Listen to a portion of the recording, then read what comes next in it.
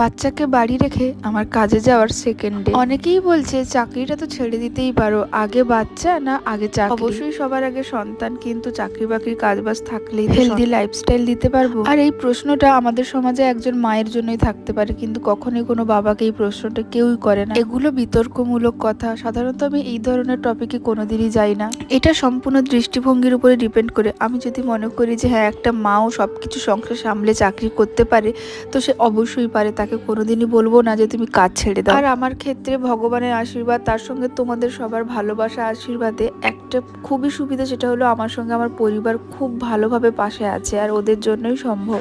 আজ কিন্তু আমার কাজে যাওয়ার সেকেন্ডে এদিকে আমার সোহাগের মনটা একদম শুকিয়ে গেছে। ও যে কি করে বুঝে যায়, যাই হোক, ওকে আমার মা বোন মাসি সবার কাছে রেখে দিয়েই যাচ্ছে। এই মুহূর্তটা এতটা কষ্ট হয়, দেখো সেই 10টা থেকে একদম 5টা অবধি, কারণ ইন টাইম যদি 10:30 হয়, আমাকে তো মিনিমাম 10টা 9:45 বেরিয়ে যেতেই হয়, আর ফিরতে ফিরতে বাড়ি 5টা হয়ে যায়।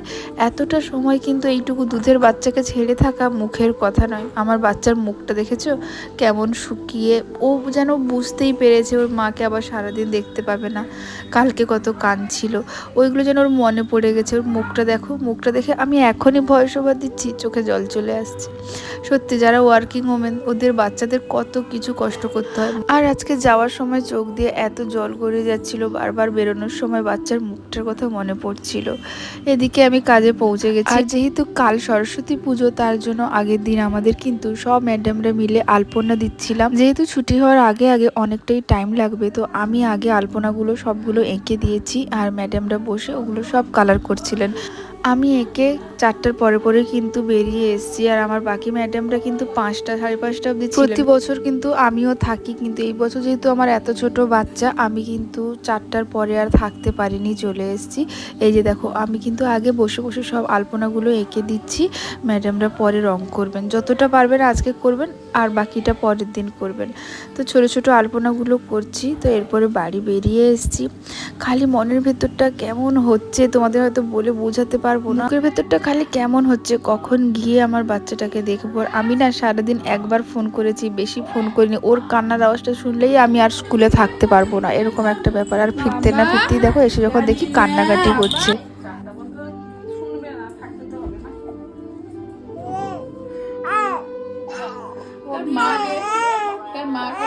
বাড়ি ফিরে কোনো রকমে হাত পা ধুয়েই কিন্তু ওকে আগে নিয়ে নিয়েছি, এত কান্না করছিল।